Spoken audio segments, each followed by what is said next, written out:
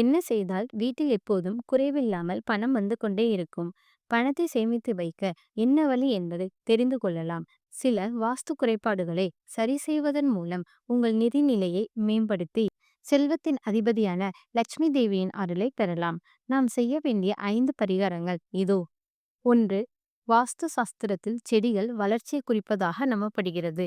தென்கிழக்கு திசையில் செடிகளை வைப்பது ஆற்றல் சமநிலையை தக்க வைத்து நிதி செழிப்பை ஊக்குவிக்கும். வீட்டில் காய்ந்த அல்லது அழுகிய செடிகள் இருந்தால் அது செழிப்பிற்கு தடையாக இருக்கும். எனவே எப்போதும் பசுமையான செடிகளை பராமரிப்பது அவசியம். 2. உங்கள் பணலாக்கரை அல்லது பணத்தை வைக்கும் பெட்டியை வீட்டின் தென்மேற்கு திசையில் வைப்பது மிகவும் சிறந்தது.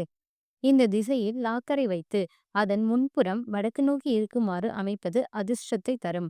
இது உங்கள் வீட்டிற்கு நேர்மறை ஆற்றலையும் செல்வத்தையும் கொண்டு வரும். 3. சமையலறை ஒரு வீட்டின் ஆரோக்கியத்தையும் செழிப்பையும் பராமரிப்பதில் முக்கிய பங்கு வகிக்கிறது. வாஸ்து சாஸ்திரப்படி சமையலறை வீட்டின் தென்கிழக்கு திசையில் இருக்க வேண்டும். வடதிசையில் சமையலறை அமைந்தால் அது நிதி நிலையை எதிர்மறையாக பாதிக்கும். எனவே சமையலறையை சரியான திசையில் அமைப்பது மிகவும் முக்கியம். 4. வீட்டில் குழாய்களில் நீர் கசிந்து கொண்டு இருந்தால் அது நிதிநிலையை கடுமையாக பாதிக்கும். சுவர்களில் ஈரப்பதம் இருப்பதால் அல்லது குழாய்களில் இருந்து தண்ணீர் கசிந்தால் அதை உடனடியாக சரி செய்ய வேண்டும்.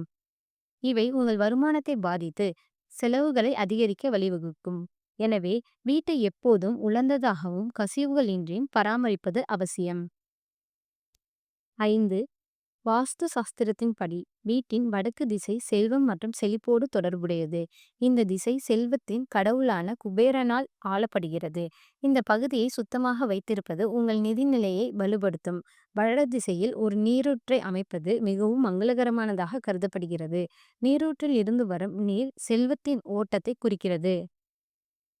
இந்த வீடியோ பிடித்திருந்தால் லைக் பண்ணுங்க மற்றும் சப்ஸ்கிரைப் செய்யுங்கள். நன்றி.